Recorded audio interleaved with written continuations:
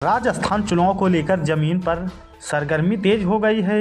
इस समय कौन आगे कौन पीछे यह पता करना भी बड़ी चुनौती है। जानकार मानते हैं कि इस बार मुकाबला कांग्रेस और बीजेपी के बीच में कड़ा रहने वाला है।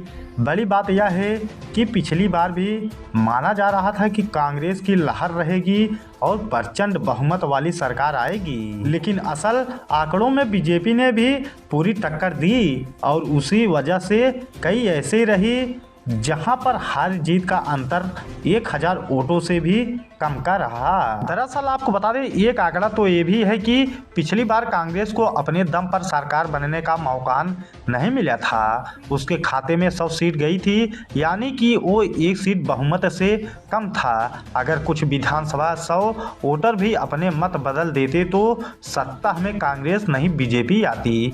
इस वजह से मुकाबले का काफ़ी कड़ा माना गया और एक बार फिर वैसे ही स्थिति बनी दिखाई दे रही है। दोनों कांग्रेस और बीजेपी की नज़र उन 10 सीटों पर है जहां पर पिछले चुनाव में जीत का अंतर 1000 वोटों से कम का रहा।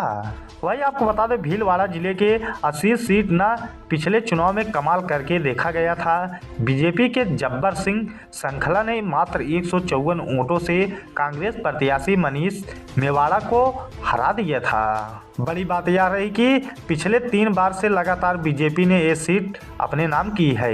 2008, 2013 और 2018 के चुनाव में बीजेपी ने इस सीट पर अपना कब्जा किया, लेकिन पिछली बार मुकाबला काफ़ी कड़ा माना गया था। असल में तब राष्ट्रीय लोकतंत्र पार्टी के मनसुख सिंह ने गजब का प्रदर्शन करते हुए कई वोटों को अपने पलों में किया था और उसी वजह से जीत का अंतर मात्र 154 रह गया। अब एक बार फिर से इस सीट से बीजेपी ने जब्बर सिंह श्रृंखला पर भी भरोसा जताया है। अब सीट से अगर बीजेपी की जीत मिलती तो वह दूसरी तरफ मरवाड़ा सीट पर भी हार जीत का अंतर मात्र 251 वोटों ने तय किया था।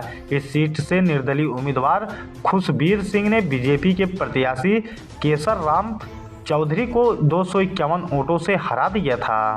इस कड़ी में पीलीबगा सीट से बीजेपी के धर्मेंद्र कुमार सिर्फ 278 वोटों से जीत पाए थे।